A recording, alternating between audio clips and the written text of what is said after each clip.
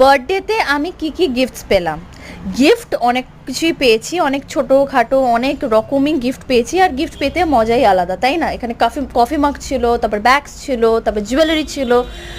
পৃথ্বী কী দিয়েছে সেটা আমি ডিটেল একটা ভিডিও করব। অ্যান্ড এখানে একটা পার্স দিয়েছে একজন, তারপরে অনেক কিছুই দিয়েছে। বাট আমার একটা ছোট্ট একটা জিনিস তোমাদের সাথে শেয়ার করা আছে এই গিফটস রিলেটেডই।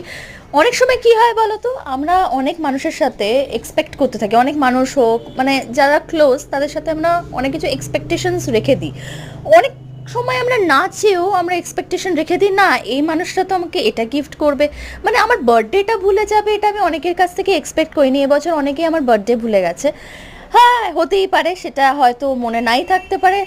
সৃজিতা বাগচি বার্থডে, হ্যাঁ হ্যাঁ বার্থডে, কিন্তু যাই হোক, তো অনেকে গিফট দেয়নি, অনেকে দিয়েছে।